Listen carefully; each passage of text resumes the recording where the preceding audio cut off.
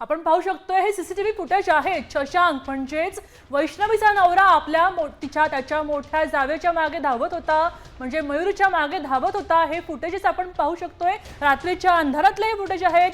कुटुंबाकडून मारहाण झाल्यानंतर मयूरी ही घरची मोठी सून जेव्हा धावत बाहेर पळत होती, तेव्हा घरातला धाकटा मुलगा शशांक तिला मारहाण करण्यासाठी, तिला पकडण्यासाठी, तिने बाहेर काही सांगू नये यासाठी तिच्या मागे पळताना दिसतोय। रस्त्यावरून अस्ताव्यस्त पळताना दिसतोय। मोठ्या घरातला हा माणूस आहे, राजकीय चांगले हितसंबंध असलेला माणूस आहे आणि तो रस्त्यावरून एका स्त्रीच्या पाठी, एका परस्त्रीच्या पाठी अशा प्रकारे धावताना दिसतोय। हे व्हिज्युअल्स, हे सीसीटीव्ही मधले फुटेजेस आता मयूरीने मोठ्या सुनेने दाखवलेले आहेत। दरम्यान हा सगळा प्रकार कोणीच पाहिला नाही का, यावर सुद्धा प्रश्न उपस्थित होतोय। सगळीकडून पाहिलं जात असताना सुद्धा कोणत्याही प्रकारची कारवाई का झाली नाही, हा अत्यंत मोठा प्रश्न आहे। पुण्यासारख्या मोठ्या शहरामध्ये हे घडत असेल तर आपण कुठे आहोत, हा प्रश्न नागरिक म्हणून आपण स्वतःला विचारायला हवा। संविधान काय म्हणतं?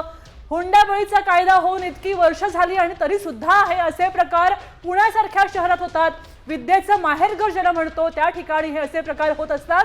तेव्हा मुलींनी, स्त्रियांनी, महिलांनी कोणाकडे बघावं? पोलीस संरक्षण करायला असमर्थ आहेत, राजकीय पक्षांचा दबाव आहे। अशा वेळी स्त्रियांनी काय करावं, हा प्रश्न आता मीडिया समोर ही मोठी सून विचारते आहे।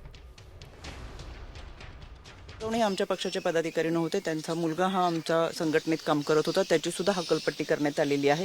त्याच्यामुळे कोणत्याही गुन्हेगारी व्यक्तीला आम्ही पाठीशी कधीच घालत नाही। शेवटी न्याय देण्याची भूमिका ही सुरुवातीपासून राहिलेली आहे आणि यामध्ये न्याय मिळेपर्यंत आम्ही पाठपुरावा करत राहू। यामध्ये एक गोष्ट अशी होती की आरोपीला पाठीशी घातलं जाते अशी होती, किंवा आदरणीय अजितदादा लग्नात गेले।